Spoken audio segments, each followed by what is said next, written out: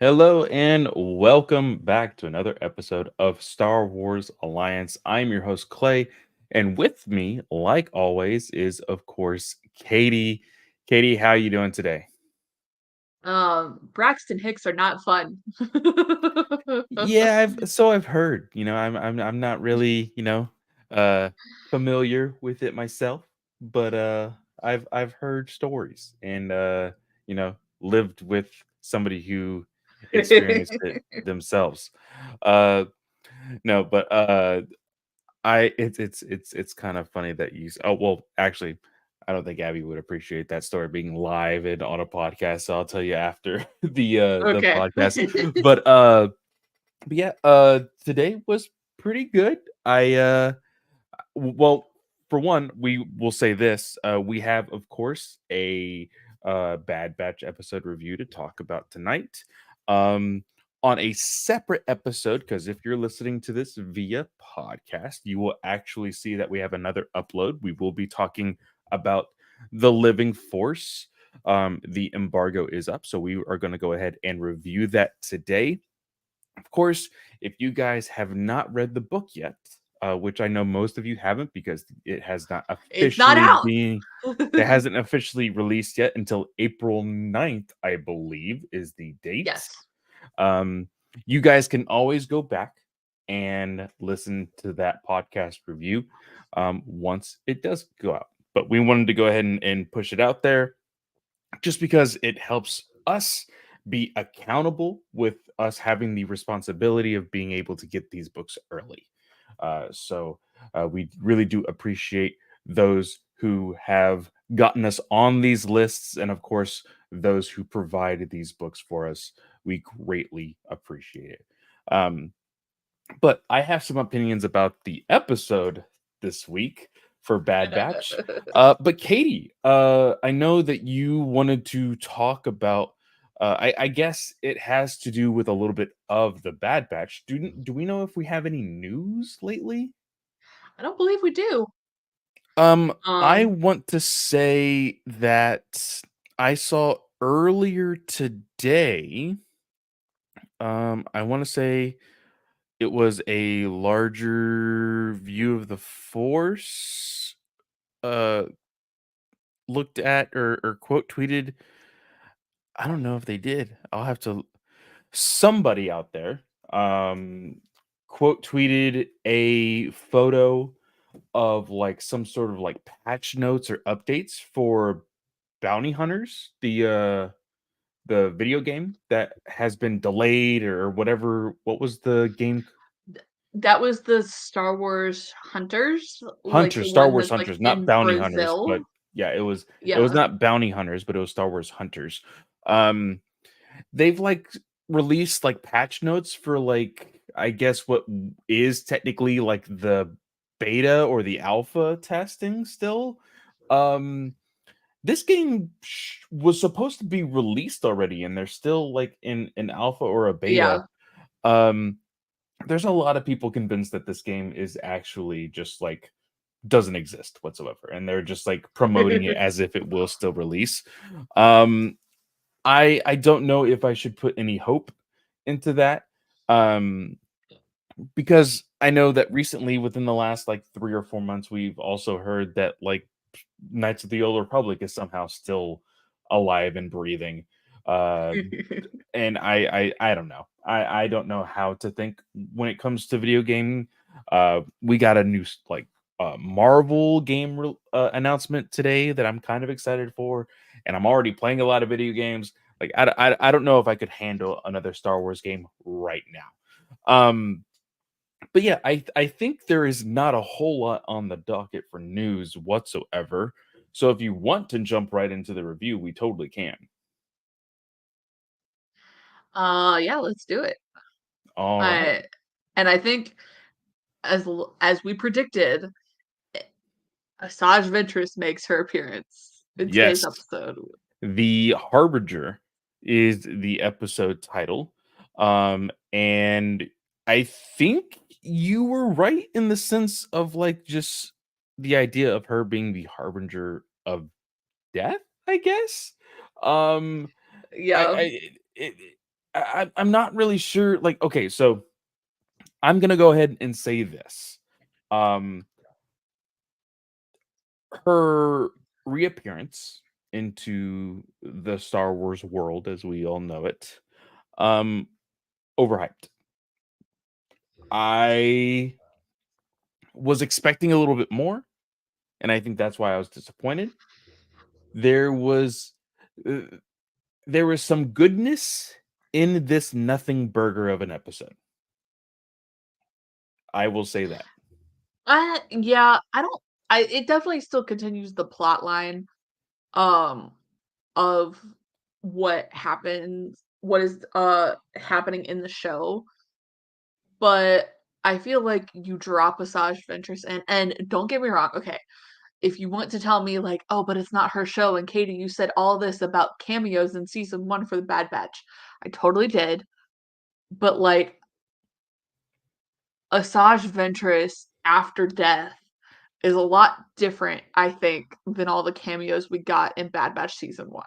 Yes, and the reason being is because, well, here's this is the double-edged sword of the Star Wars franchise as we know it. For those casual viewers of Star Wars content, they saw Asajj Ventress in Clone Wars, and now they Mhm. get to see Asajj Ventress in the Bad Batch. They have no idea that she died in a book. Right.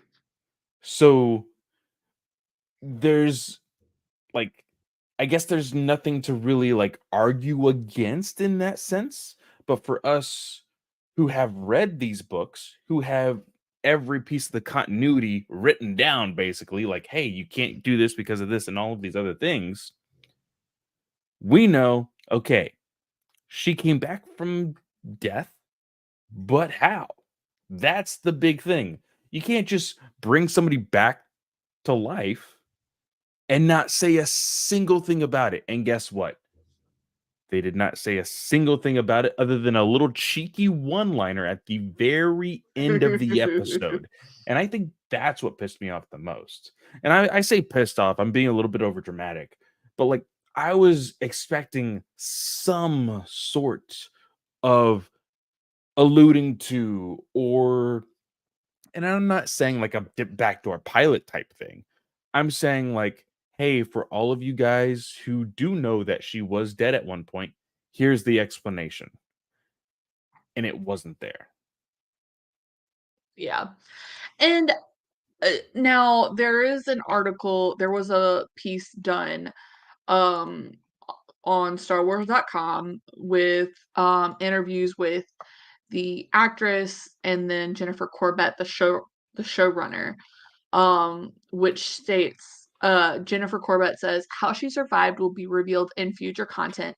But for this story, we were thrilled to include her and explore her unique connection to and compassion for Omega.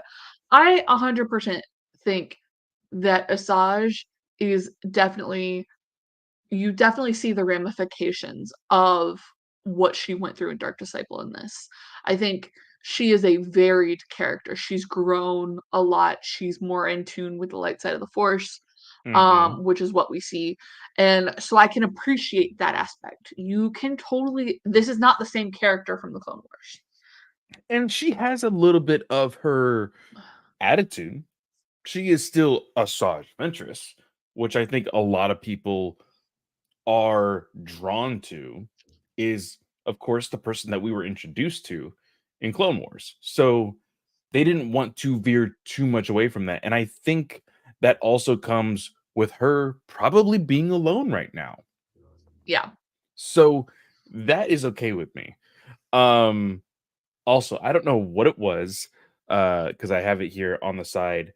Um for some reason I feel like her hair in the small clips in the advertisement looked better than what it does in the full episode. Don't know why. Yeah, Just a I small comment. I just noticed it again seeing her here. But I think more so I guess it just looked differently in motion constantly when it comes to the small little clips that they were using to promote this episode, compared to when she is just sitting there talking to the Bad Batch. Yeah, I didn't see that. Um, so to me it was like, eh. Um, the one thing I will say, about Asajj Ventress's return is Dave Filoni said, "Hey, let's bring Asajj Ventress back." Now, how do you feel about that? I don't the man needs to to pick and choose what he wants to do. Does he want to be engrossed in the finer details of Star Wars storytelling, or does he want to control the timeline? Because again, Corbett specifically says how she survived will be revealed later, which I'm betting because Filoni has said Filoni was the one who wanted her back. She's going to be the focus of one of the arcs in Tales of the Jedi. That was confirmed? I said I'm betting. I'm Oh, betting. okay, okay. Uh, yeah. I would appreciate that. Um for her to have her like her own little spotlight. I would really enjoy that. I really would. Um Again, I'm going to agree with the made up audience members that you are arguing against with this whole like, oh, it's not, her story. We understand that it's not her story. But But with this the big of a character, you need to do yeah, some explanation. And there needed to be exposition when she just like, because it's not a shock when of course we know that she's coming at some point, and then we see her in the shadows, we're like, yes, like it's not like a oh my god type thing. So for us, I feel like there was much needed exposition that just wasn't there. yeah, and I saw a lot of people on the Twitter feed, and again, I've said it before, so you can call me a hypocrite, I don't care. Um, but they were like, "Well, Star Wars is more fun when there's no explanation." And I'm like, "Okay, but like, is it though?" Because then we get to delve into this idea of like, "Oh, well, if there's no explanation, then we can just write all over it and do anything we want." See, I don't like no explanation because they with no explanation, they tiptoe around trying not to explain things, and then it makes dialogue wonky, it makes things very weird, um, and there is clearly, like, something you can tell that there's clearly something that somebody's not talking about, um, Yeah. but yeah, I just would have appreciated something a little bit more w Because with her you reappearance, not necessarily in the context yeah, of this episode. She it did did great. yeah. I think this is a very good episode, and I think it's just the idea that you posted her for the trailer and then built all this hype around her because they didn't say specifically yesterday, "Oh, yeah, Saj Ventress is in it tomorrow," but they posted a 15-second clip of her, like, more than what the trailer was yesterday, and it's like, "Hmm, okay, like, so she's in the episode tomorrow." Like, spoiler alert. So you're Mhm. gonna hype all this up, and I think we both agree that the storytelling for The Bad Batch was going in the right direction, and yes, we knew when M Count was introduced, and they do say the word midi-chlorians in the Mhm. episode today. They do say that. But when M Count was introduced, you knew there had to be some Jedi Force user tie-in. So you had to go, okay, who was gonna do it? We knew it was probably gonna be Asajj because of her appearance in the trailer. You needed some sort of explanation where like, I would have been happy if Hunter had simply said, "So the Empire wants everybody with an M count dead, so why are you still around?" Like, and she just says something like, "I had help to survive," or something. Like, yes, it's acknowledged, but Hunter and the Wrecker and Crosshair are interrogating her anyways. what was the big deal about having a question in there? So how did you survive then? Why are you now against the Empire? Because everybody has a feeling like, oh, the Empire was the separatists. Everybody has that feeling. So like ask her the question Yeah. because instead we get this fight scene um which I would not think like Hunter at this point knows enough strategically to go, hey, like, she's a force user. Like, we could try, but like, are we really going to be able to do anything? So Well, let's ask the more intelligent questions. there's always the explanation of we're gonna do everything to protect Omega, and that is, we will also fight a Force user to protect Omega. Like that's ultimately the set argument for why they did fight her. Which, by the way, like with this episode, I could have probably gone without the fight scene because regardless of the fight scene, the whole reason why they fight is, you know, hey, what are you not telling us? Like, we know who you are. Like, of course, judging a book by its cover, right? And so she is kind of forced to defend herself because again, they assume, oh, you are still the nasty assassin, blah blah, blah that you were. But like by the end of the fight, nothing was really accomplished. And she continues to do the exact thing that she was doing before the fight. Like it was literally, hey, we need some sort of action in this episode. And I feel like I could have done a little bit more with because they said in this quote, "Oh, we really needed to show the connection that she has with Omega." I didn't feel that. I felt like she had a connection with Omega, but we're only given 25 minutes in these episodes. And yes, I will acknowledge the fight scene itself was gorgeous. It looked pretty good. I love the choreography of it, but I just feel Yeah. like it wasn't needed. Yeah, and that was what I was gonna say. Cause like, Matt is watching I think he was watching, I can't think of their show name. He's watching one of his other YouTuber people review it right now, and he was like, "So they used CGI for this, right?" And I was like, "Think so." And I just found Keith Kellogg's tweet that said they did in fact animate it, and it wasn't CGI based. Hmm. Um, so, uh, yeah, but, like, the fight scene is beautiful, but you didn't need it because there was a much better use of time for this episode than just having a fight scene. Like, okay, we had the allure of lightsabers. Like, fine. But like the lightsaber didn't do anything other than blaster bolts away.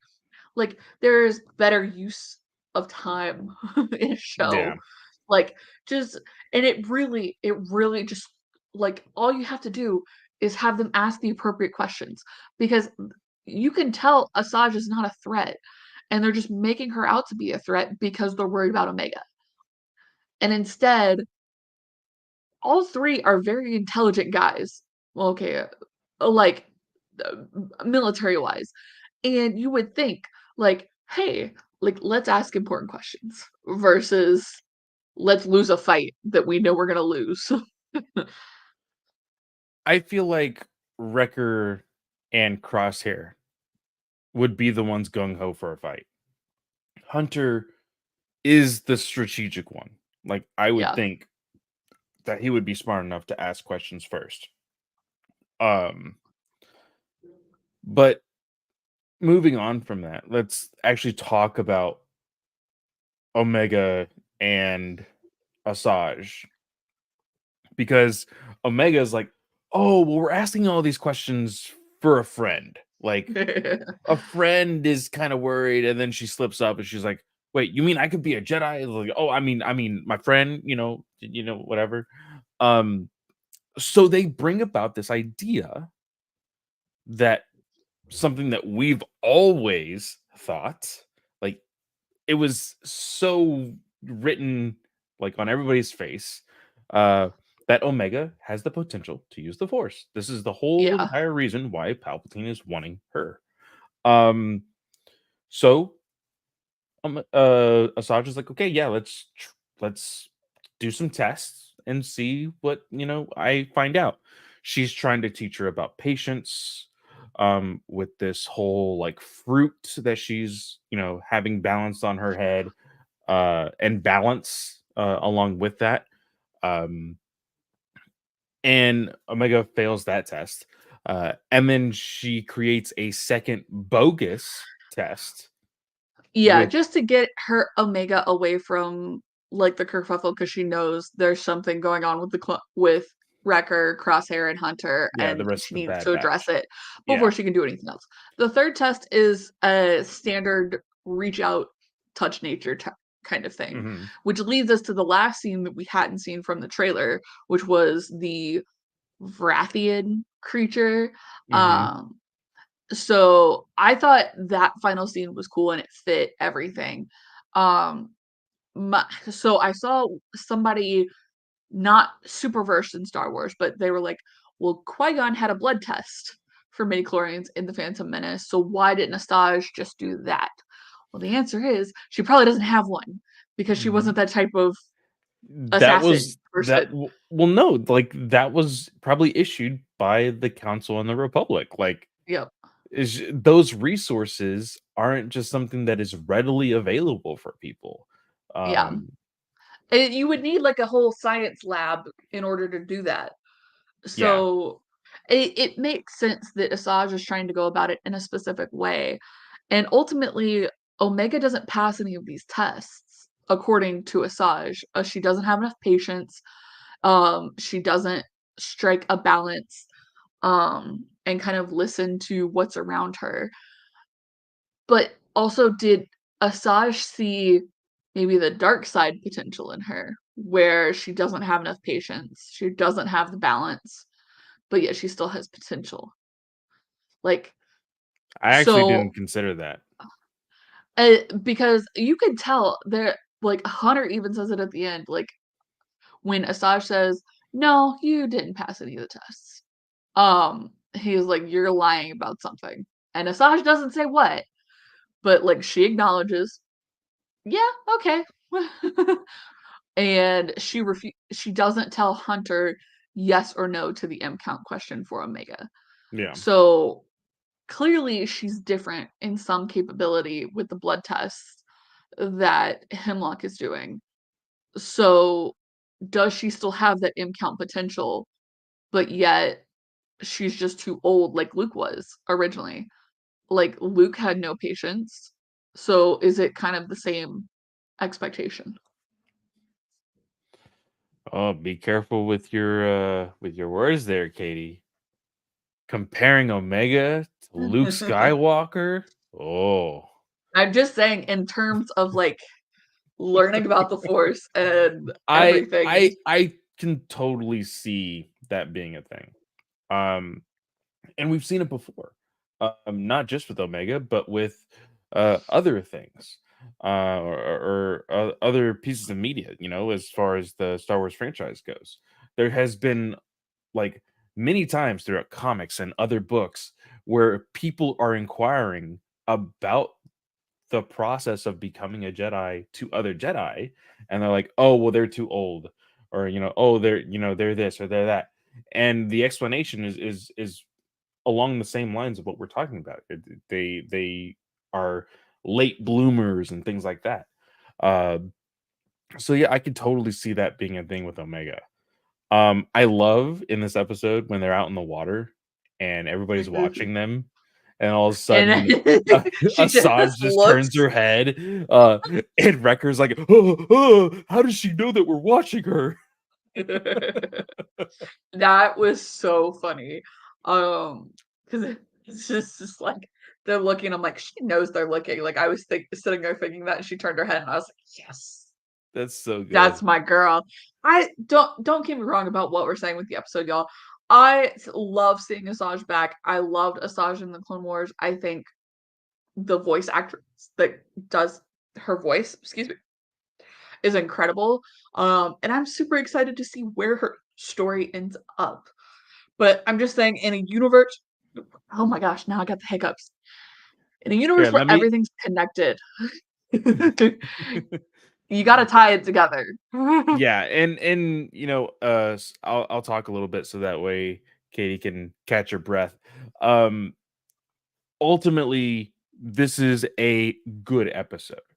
Um I think what's most important for us as fans who follow these books, who follow the comics, who follow every piece of continuity, um, is the comments of like, "Oh, her story will be told later." Well, that's very vague, and so Especially especially when somebody who's yes, they're a producer on the show, but when somebody who's, like, upper management now delves into your story and says, "Hey, I want you to include this character," that makes me mad. it really does. It's a very big like Kevin Feige-esque move, like, "Hey, you have to put this into your story. Hey, you have to connect the dots this way." Doing all of these other things. Uh, and I guess technically that's his job? Technically? Yeah. But, I just got finished reading a quote from, oh man, name is escaping me, plays, Falcon, Captain America, um, Anthony Mackie? Anthony Mackie. Yes, I was thinking of his in movie name, Sam. Anthony Mackie. Uh, he talked about how Marvel, unfortunately, MCU cannot stray away from the ideas that are conceptualized through the universe. Like it's just like, hey, we have to walk this road, and that's unfortunately the only path the movies can go. Whereas we have just recently talked about how something like the Star Wars franchise can be so much more than just the Skywalker sandbox, than just this linear path of storytelling. Like it could be so much more. Uh and so I do hope and wish that like we can start venturing away from this kinds of things. Uh, and for Filoni, like, yes, I encourage you to be all wacky and crazy and bring these characters back, but also let your people tell their stories. Like that's the big thing for me also. Yeah, Um, because if you wanted to tell the Asajj Ventress story, you could tell that story. Don't step on somebody else's project and be like, "Hey, you have to tell it here." yeah, Yeah. yeah. That's the biggest thing for me is, again, like, just what feels like overreaching kind of Mhm. things. So, yeah. Otherwise, I thought the episode was enjoyable. Remember, we've got 2 episodes next week, y'all. So, be prepared for that. Um, I imagine we're gonna get back to Hemlock next week. Yeah. Uh Also, for those of you who didn't know or missed it, the point that we're uh, talking about is as far as like the tease as of like what she has been through. Asajj says something along the lines of like, "I got a few lives to live I've got a few left." lives left. Yeah, a few lives left. So meaning like, okay, well that statement sounds like you've lost a few lives. Uh, so there is acknowledgement there. It's just not a whole lot of explanation. But um, that is it for that episode. Like Katie said, there are 2 episodes next week. That leaves us with uh that would be episode 10 and 11. So Gosh, 6 weeks left of Bad Batch. 6 weeks left. It's happening Or no, so I'm sorry, 5 fast. weeks. 5. 5 weeks. It's happening so fast, Katie. Um, I'm getting I shouldn't nervous. I'm help because 39 weeks is the day after the last I was episode. gonna say, So Kay's gonna be going on podcast vacation, which means I'm gonna be writing solo and having to really look or be prepared for everything else. Anyway, Hey, but you get 5 episodes of Acolyte to yourself. that is true. That is very, very true. Well, guys, this will most likely be the end of the episode for the regular show. So you're about to hear our outro in a few minutes, for a few seconds. But for those of you who are live with us here on YouTube, you will be joining us for our The Living Force review, which is a novel coming out, of course, 2 weeks from now, a week from now, a week and a half from April now, 9th. So yeah, two two 2-ish weeks, weeks. yeah, 2-ish weeks from now. Um, so want to go into spoiler free conversation first, Katie, and then Um, for the living force, right? We're gonna dive into that. How about you go first? yeah. So I enjoyed this book. There's some qualms that I have that I will get into specifics later.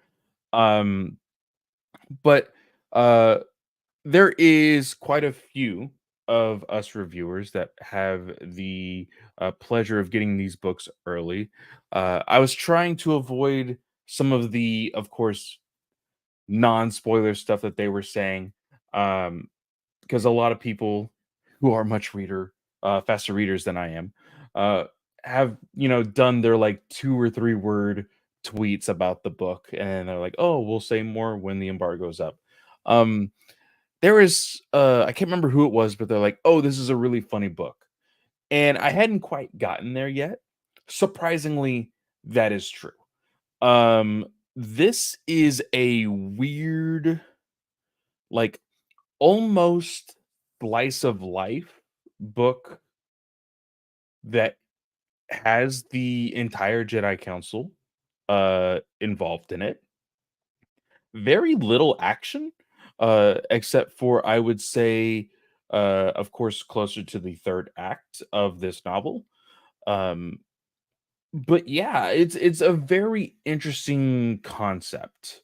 A little context of the book. This book is about, like I said, the entire Jedi Council uh, going to a planet because there is a decision that they need to personally make about a Jedi outpost at this planet. And then fun and chaos ensues when on said planet. Um, but yeah, this was a fun book, a lot of chaos, um, undercover work, which was really cool, um, and a lot more Mace Windu than I thought was gonna be. Like, because the way, like, I will say this: if you thought some of the High Republic books with multiple points of view was a little hard to follow, this surprisingly is not that hard to follow, but like it kind of is. It almost has every member, and some of them are in groups, so it does help. But this book almost has every member as a uh, point of view in this book, which is absolutely wild to me. I did I not know they mean, were going to go that route. actually, I think you actually do have everybody's point of view because you have Yodas, you've got Yaddles, obviously Mace, Plo Koon, Opa Rancis, Deba Balaba, Yariel Poof, Eve Koth, Saucy Tin has one chapter, otherwise he's primarily with Plo Koon. Coyote Mhm. Mooney has his own perspective. Adi Gallia has some snippets. I don't think she has a full chapter, but she does have snippets. She doesn't have a full chapter because most of the time she's with Yoda. Yeah, but she does have snippets, Mhm. especially in, like, the earlier stage when she's with, when Qui-Gon comes in and they're meeting with, Palpatine Oh, and the yes. Chancellor. Yes. Um, and then you have Even Peel, who has his own perspective. So every council member gets a perspective. Even even the surprise, Qui-Gon Jinn and Obi-Wan Kenobi Well, have we knew that was gonna be at the beginning because of yeah, how things were going to be laid out to them. yeah. And then so from there you have, Zalastra is the only other main perspective because the stowaway, the new characters, Kyla, I think. Kayla Um, or Kylo, one of the 2, yeah. yeah, she doesn't get a perspective. But it was a lot, and I've said this before, but, Lydia Kang's book, uh, Cataclysm, had a lot of perspectives for me, which made it Mhm. really hard to follow and took it down a peg for me. I'm not saying that took a this many perspectives took it a peg down for me, um, but in this case, it was a lot, and it was very hard for my brain to follow between, like I was like, "Oh, okay, so it's been, like, 72 hours." No, it's been, like, 2 weeks. Like this novel takes place over 2 to 3 weeks, at least. Yeah. Um, and while I enjoyed all of the laughter, some of the writing I struggled with, which is not surprising for me 'cause I read Knight Errant, which I know was, like, a 20-year ago book for John Jackson Miller, and I know it's a lot of people's favorite, but I could not manage. I DNF'd that one. Um, but I think this one was a lot better, but I struggled a lot with maintaining all the different perspectives. I still Now enjoyed it, but yeah. now I believe the only other Miller book that I have read is Obi-Wan Kenobi, or Kenobi, I Oh, yeah. believe was Kenobi I read a lot better yeah. than this. That only had 2 perspectives, I believe, if not Yeah. just the 1, but, this it was for me, it was like I said, it was and it wasn't, for me, and that was mostly because I read this book in chunks rather than trying to do it all the way through. Um, I did take a 2-week break between our last book and this book, and then it kinda bit me in the butt because I didn't finish the book until literally an hour Well, we both got before sick. we We did both get got sick. sick. We both got sick, at one point during our reading, so that's also what stopped me. Um, Now, I will say this, online, I have seen a lot of praise for the villain. I think she is a bad comic book villain. I don't think there was anything particularly special about her. I felt she had kind of, um, been reused a little bit to say, like, some of her bits and pieces. Um, like, I felt like just like you said, this is like a slice of life. It's a couple weeks in the life of the Jedi Council, and here's what an average spat would look like Mhm. for them. It's not to say it's bad because there are points where like I literally laughed, especially when at one point they are dependent on a code phrase. The villains are. The villains are dependent on a code phrase to be said in an exactly specific way. And Zalastra is the villain, and she's a Nautilin. And she specifically asked, and I didn't even see this coming when she's asked, but she specifically asked, "Well, what if it said some other way?" She's like, "No, you only go on this specific verbiage." Yeah. And then Yoda gets up. The instead of I did Yaddle. I did I died laughing. that Like, was really, really funny. One thing that I actually took advantage of, this time around, um, was the annotations that we can make on our app when we're reading.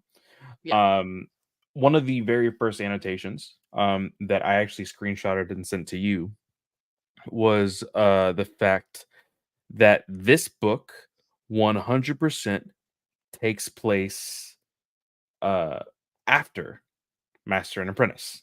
Uh, yes, it does. c like, I knew that it was gonna be around that time frame, but I didn't know exactly if it was before or Yeah, after. 'cause, I think Master and Apprentice is 34 ABY, and, then this one is a year before The Phantom Menace, so this one is 33 ABY.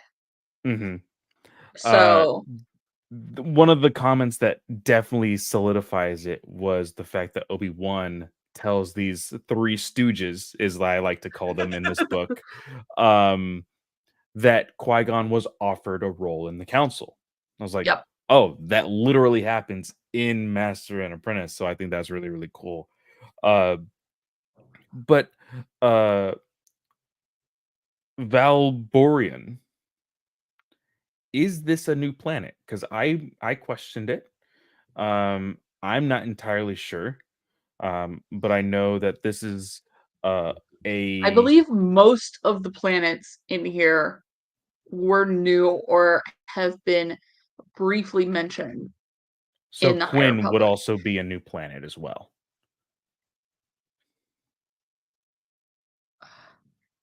Yes. How do you spell Valborian?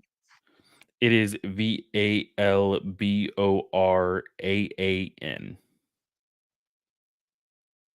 Borin, so no E. Yeah, sorry. Okay. Yeah, so I'm not seeing that on Wikipedia, and then Quinn.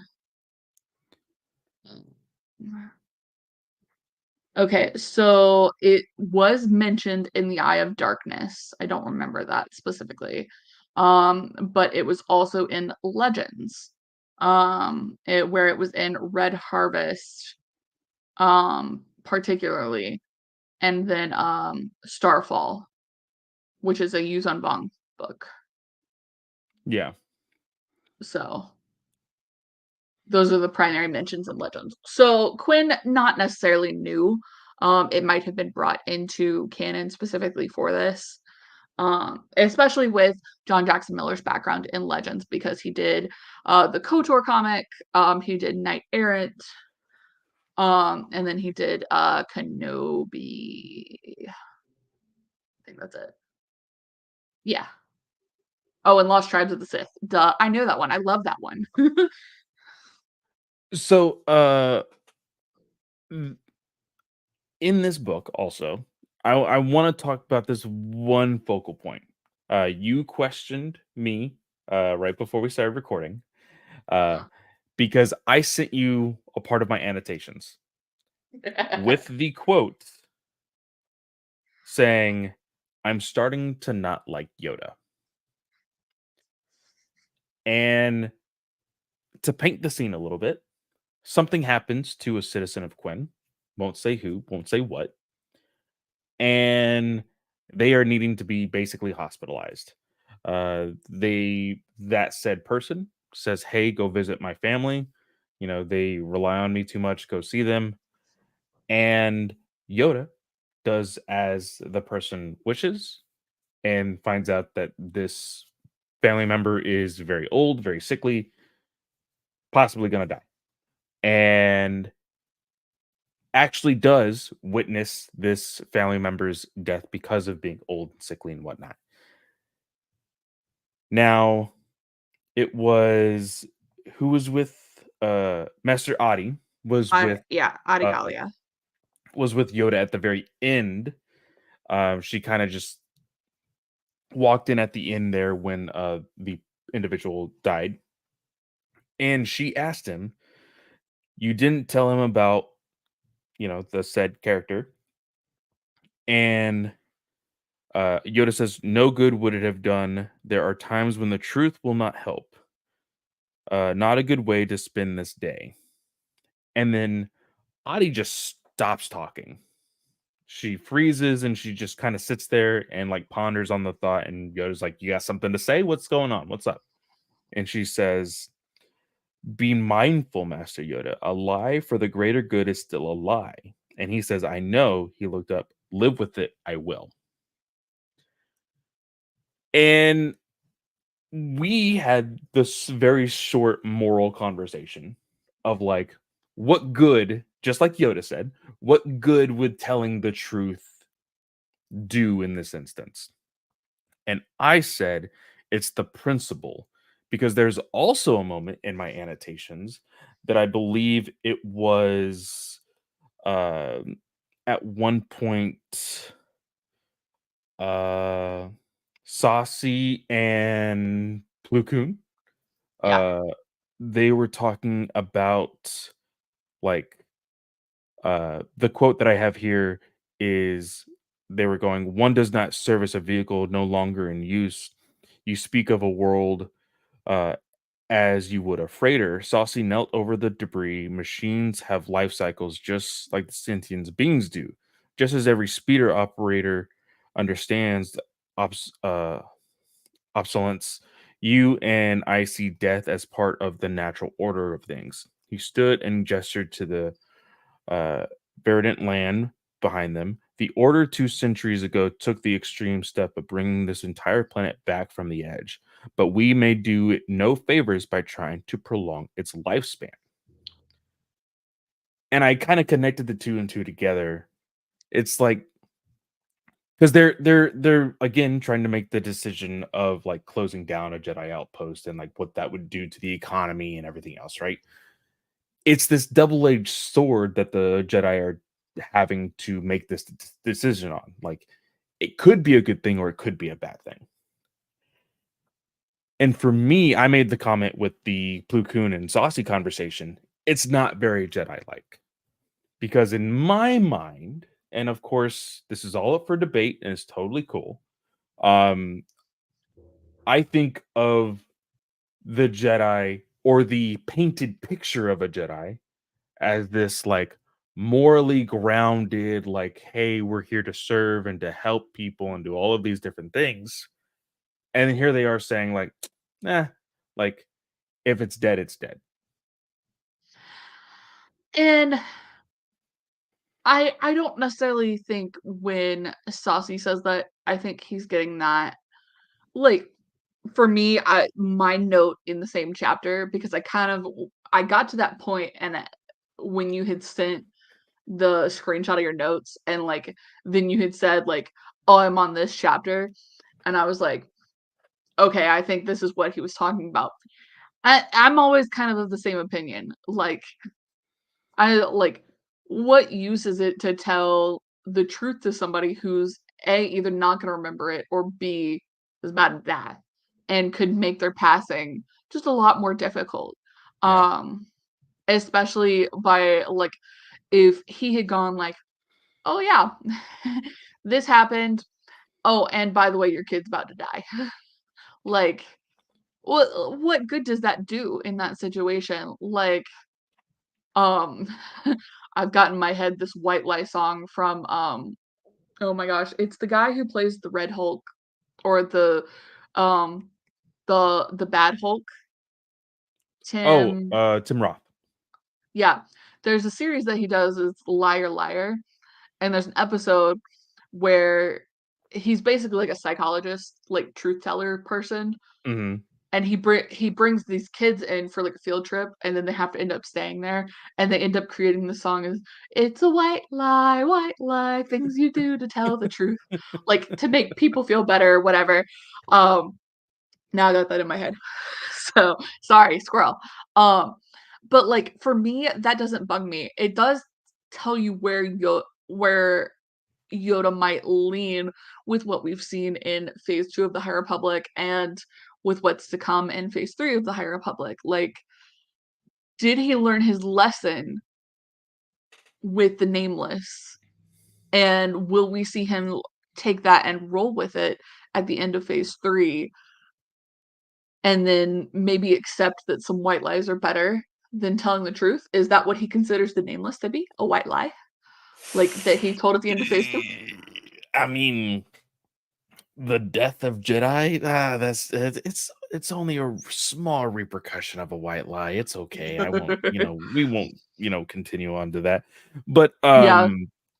There's there's some Easter eggs in here, that happen. Um, in particular, Hizo in the early chapters working with, Plo Koon and Saucy 10. mhm. That is the spy, Salonian from Rise of the Red Blade. Um, Yes, yeah, mhm. so I caught that guy, I was like, Hizo, where do I know that name? And I had to look it up. Um, Zalastra feels like she could be potentially a spin-off of the Nihil, I will say that, where, like, that's I very much kind got of that where it's type coming of from. vibe, yeah.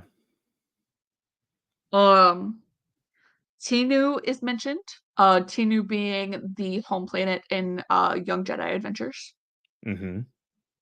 Um, please hold, I had one more at least.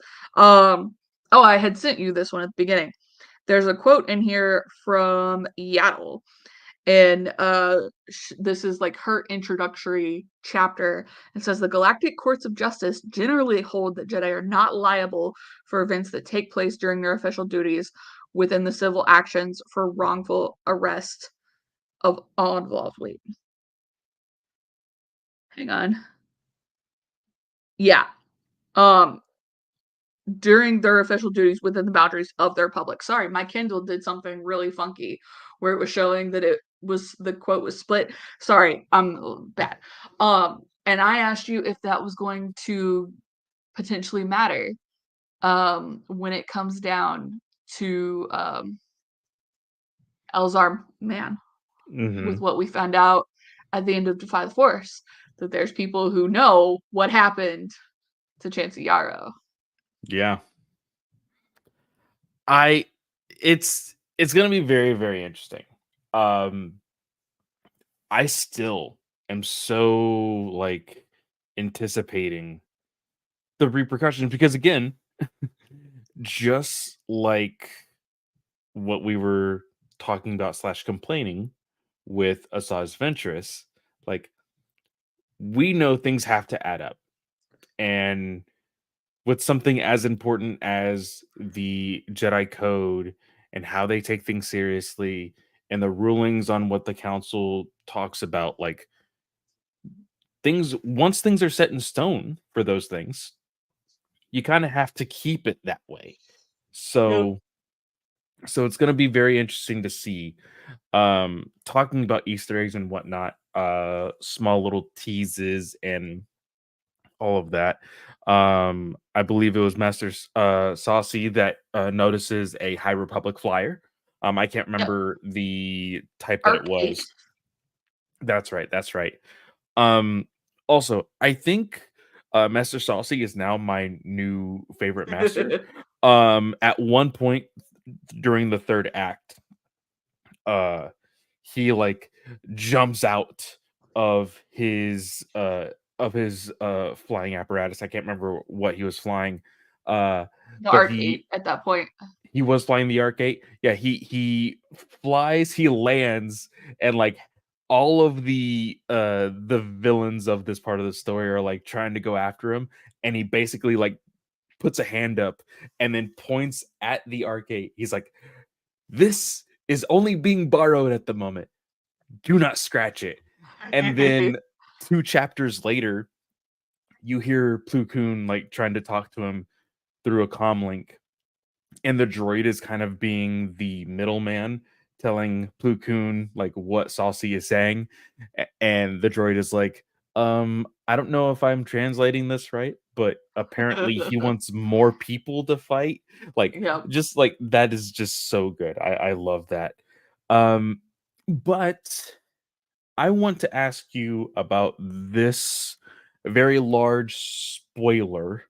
Um, so people who don't want to be spoiled, who are listening to this, Are you talking about before the last couple chapters? I'm talking about the last sentence or the last few sentences on the last chapter. Okay. Um, Yeah, because I think primarily the main part we've talked a good deal about. mhm. The one thing I will say is Depa Balaba. Sorry, I just want to finish the main part before we Oh, yeah, dive yeah, to yeah, the yeah, yeah, yeah, yeah. last. There's a lot of stuff that I So wanna talk about her too. Depa Balaba has probably the primary heroic perspective, and I appreciated that. Considering John Jackson Miller actually wrote A New Dawn, which is from the perspective of her future Padawan. And then, so I enjoyed seeing that. Now I haven't read A New Dawn. We originally were planning on getting to it before this book, but we will make it happen later on. Um, but I will enjoy seeing that parallel for how he writes the master versus because I think Depa showed a lot of growth. And that's something that can be missed in uh not growth, but like character development. Because that's something that some authors can miss with giant perspective books, where Mhm. you have so many. Um, so it was good to see that he still kind of focused in on those chapters. Um, the other thing that I wanted to mention is it was kind of cool to see how manipulative the Republic is already being of the Jedi at the beginning in particular. Yes. Because like I was reading through my notes when we were talking about your notes, and I had like what? Because Valorum and Palpatine have a droid come in with basically a sponsorship opportunity for the Jedi from a planet, Mhm. and they want them to wear these giant like red Shoes. boots. It's basically Nikes. They're like, "Hey, Yeah, can you wear these while you're out and about?" And they're like, no, because for one, we don't work for you, and 2, they are impractical for the work that we do." yeah. It was it was cool to see that manipulation taking place. Um like before Palpatine's even in charge. And I think there's one moment where I think it's Adi and Palpatine are in the elevator and I she's have it like, written down right here. "Man, I wish he'd redecorate." And he'd be like, "Yeah, I've always wondered what this office would look like in red." And I Yep. was like, Well, I made the like good note connection. a little too on the nose, Yeah. here, but that's what I wanted to ask you about. For us as people who already know the future of the franchise at this point, do you appreciate or roll your eyes at moments like this? Oh no, I love moments like that. Um like how people can always be like, "Oh, well, it's a retcon," like to add in things like after something's already come out. No, no, I don't think so. I I cackled at that moment, I think. I really enjoy the connections being made through the whole process and just like then building up Palpatine as a character because originally in Legends, right, we got Plagueis, which yes told us about Plagueis, but it also told us about Palpatine and walked us through his character like as he was a senator. So getting to that point is something that I think I'm going to really enjoy, especially if we can kind of see some stuff happen in the acolyte potentially. So, Mhm. Yeah. Talking about, uh oh, shoot, where was the quote that I had? Um, Deppa? Depa, yes. There is one scene where they finally save her from capture, and this is when she finds out that there was information being held from her in regards to Mhm. her old Padawan I and don't the think he was actually her Padawan. I think it was just somebody apprentice, like, train sponsor semi. training, whatever. Um, it was related to somebody that she was close to, and the current mission that she was going on currently. And my exact notation is, God damn it, Jedi, get your shit together. Stop lying to one another. Like, that's because I know what the argument is. It's, oh, it's not lying, it's just omitting some parts of the truth. And I want to see this followed up on because Depa taught Mace a very good lesson in the moment because Mhm. she goes, "So you didn't want to tell me this, but yet you came all the way down here to rescue me." Mhm. And that's And so the immediate well, go ahead. I really want to see this followed up on in the Mace Windu book that we're getting July/August, one of the two. Mhm. I need to see that followed up on, where he needs to take it into account. So the quote that I had for when I said, "God damn it, Jedi, stop lying to one another," is when you find out that Mace is like, "Hey, I didn't tell you this because of this." And the next quote says, "She stared at him, then looked back at the frozen image of her and Zalastra. Together, Depa's composure was shaken. She spoke sharply at him. I haven't been your Padawan for a long time. I am a member of the Jedi Council, and I keep my own counsel when it comes to what I care about. My decision making was not compromised." And I said, "You tell him, girl." And I did the little Please. snapping emoji. Like, this was another one of these, like, small little moments that I absolutely loved because it is very hypocritical of Mace and the Jedi Council as a whole when it comes to these types of situations Yep. where they're so quick to be like, "Oh, you," like, they're quick to judge, but of course, just like you said, Mace broke his formation of, like, because it said several times, and every single time that it broke to one of his chapters, it purposely mentioned, "Oh, I should be on my way to Quinn. I Yep. should be on my way to Quinn." But he decided to stay, and he decided to stay, and he decided to stay. Um, so I think it would be very cool for this to go full circle in the next novel that we know that we're getting this year. So I think that would be really fun. Yeah. I think that's about it for me. Who just to kind of recap, like, I have an issue with the multiple perspectives, yes, but I still had fun with the book. I still Hmm. did. Um, it just made things it's I think you summed it up really well with saying a slice of life and Yeah. just like, "Hey, here we are, and here's some fun connections around." Now, the ending chapter/epilogue. Oh, okay. Mm, I think there's more. I think all the Cyphedia stuff we got in this, and I won't say what it is, but I think are we going to see a Cyphidius book? Do you think? I would love a Sifo Dyas book because for one, because I haven't really seen or don't even know if there's anything in Legends that really do anything with his character. But in canon stuff, the only thing I know about Sifo Dyas is the stuff that I have seen in Clone Wars and the very little that he is mentioned in, like, I believe uh the uh Um, Dooku Lost. I yeah, think Duke of that Jedi Lost. was another uh book that he was very shortly mentioned in. So I don't know anything about that character.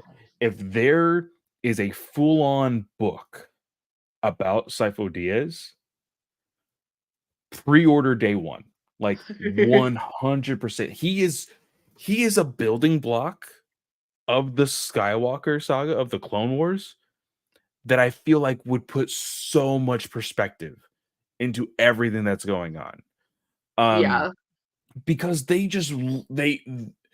dropped a bomb of continuity in this book. And again, we're not going to say it because this was something that my jaw was just like so, like, I thought that was really fun. Um, So for your awareness, um, so he is in Darth Plagueis. Um, he is mentioned in Labyrinth of Evil, and this is Legends specifically. Also mentioned in Rise of Darth Vader and the Revenge. Oh no, I'm sorry, he's not in that one. Um, and then for canon, oh, the girl, stop kicking my lungs.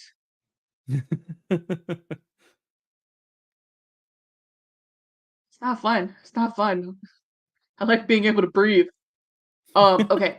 So Dooku Jedi Lost in flashbacks. He gets a couple mentions, or he gets an indirect mention in Queen's Hope. I don't Still remember haven't read the much. trilogy. Yeah. And then he is oh, I forgot about this. He is in a hologram in Force Collector, which was, I believe, a book on the journey to the Rise of Skywalker. Um, Alright. I enjoyed that one. I thought it was very good. And then he's in flashbacks he's in the main storyline for one of the arcs in Yoda, issues 4, 5, and 6. Okay. Yeah, yeah, yeah. But yeah, I would absolutely love a book on Sifo Dyas. Um, we will say that he is kind of connected to everything that is going on in this said book. And like I said, it's a pretty big bomb that is dropped, which makes you question the Jedi Council even more. Um, so, uh, yeah, it's pretty wild. But the last this book is 60 chapters. Last few sentences on that tease a character that is for sure in the movies. I'm just gonna say that much. Um, and I thought that was really cool. Um, just because we have seen his character evolve so much more from his first appearance, of course, gonna keep this very vague so that way people don't know who it is. Uh, but to see him even before that, and it's just like it's literally just you as a reader have to connect the dots here, and I thought that was really, really fun. Yeah, Um, and that connection is made through the epilogue as well. Um, and it's just interesting to see how no, I can't say that because that'll spoil it. And I really want you guys to like experience like the shock and awe moment of what that moment was. it um, we will say this, just like Katie said about how like the manipulation of everything is going on very early in the book. I, the cheekiest way I could say this is that the chess pieces are moving for what will be the checkmate of Revenge of the Sith. I'll just say that. Um, and yeah, it's just really cool. yeah, for sure. Y'all, I feel like this has been a super short book review, but I actually feel like we've talked about everything pretty much. Hmm. Like really and truly, there is not like there are very few big moments in this book, and we've tried to save the details of those for a fresh read through when you guys are able to experience that. Because again, there's not like a button we can press here on the podcast that says like, oh yeah, here you go. Like I love how My Not Manner does it. They have like, okay, read spoilers here. Are you sure you want to read spoilers? Like we can't really do that, and I don't really want to just go like, oh yeah, spoilers in 3, 2, 1, like because you could miss it listening to this and Yeah. then be like, wait, what? So yeah. Uh I probably would sit this book at a solid 4, I think for me, which is again, it's saying something a lot for me because I typically do not enjoy books that have so many perspectives in it and flip back and forth because I want that character development. That's why I read, is I want to be able to experience what these characters are going through. And there are some bits where it's like, like I don't get enough from this Jedi Council member, but there's enough in here that tells me like, hey, the council is actually growing. And we see that with Depa. Hopefully we'll see that with Mace in gosh, I can't remember the next book title for the life of me. Um, but like we see it a lot with the members, Coyote Mundi, Plo Koon, Yaddle, I think even.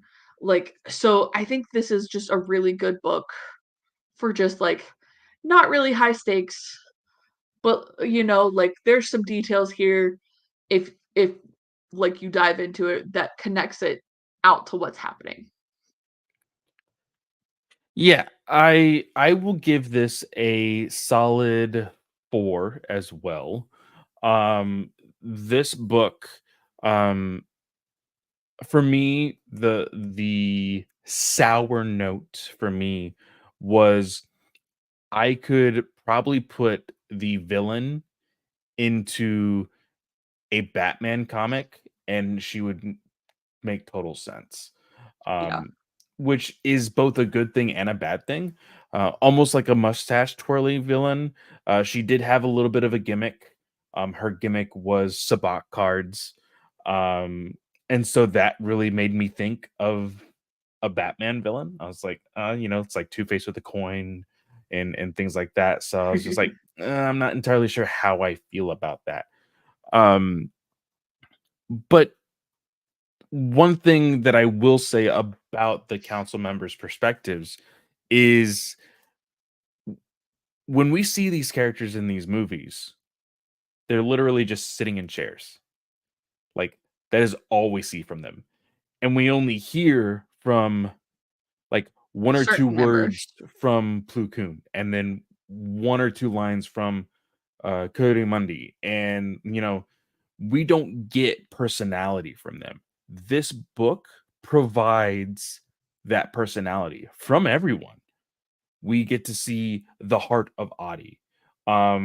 We was it Eth Eth Koth Yep. that was That was the funny to see him kind of flirting, especially considering yeah, he's the Jedi Council member that escapes and then ends up like marrying somebody else. uh-huh. Yeah, I like thought that was like a good moment, like to yeah. build that out. So I really like that moment. Um like I said with Saucy, like him like being the gearhead and like loving these planes and everything else. And I love the relationship between him and Plo Koon because they both work in tandem with like what their hobbies are, quote unquote. Um, so yeah, I really enjoyed the personality of these characters. Um, I could see, like, honestly, if this wasn't a novel, I could see this being a 24 issue comic, like a two Yeah, volume uh thing where like each character had like one issue or whatever. I yeah, think that would have been like really, really fun. Or two issues, it being 24. Um, but it was fun. It was fun to have Qui-Gon Jinn and Obi-Wan Kenobi back for this adventure because they also brought in a lot of the one-liner comedy stuff. So really enjoyed that. Um, so yeah, really, really fun book. Cannot wait for our next book, which will be Temptations of the Force will be next. yep. Um, we are anticipating it so much. Katie is taking a break from her break to come back and review Temptations of the Force with us. So that'll be a lot of fun. Um, but with that, that is the end of our review. Like Katie said, this is a short one, but it's a sweet one. Um, you guys can always find me at Fanboy Clay on any and all social media. So go check me out there. Um, because I was sick and Joe has been really busy, We have not been able to grab an episode of Ranger Alliance, but we are planning to record this week. So you will be getting a new episode next week for Ranger Alliance. So be on the lookout for that. Katie, what about you? Y'all, you can find me on most social media platforms. It is at Slice of Katie. The show you can find on Twitter. It is at Star Wars Lands. The A in the war is very important. Don't forget it. Remember, you can always email us at that same username at gmail.com or shoot us a text or voicemail at 830-538-4828. Again, that's 830-538-4828. Just remember to leave us a nickname, give us a way to reference you on the show. We love hearing from you guys. So, with that, I want to wish everyone a great day or night, whatever time of day you are listening or watching, and we will see y'all next time. May the force be with you.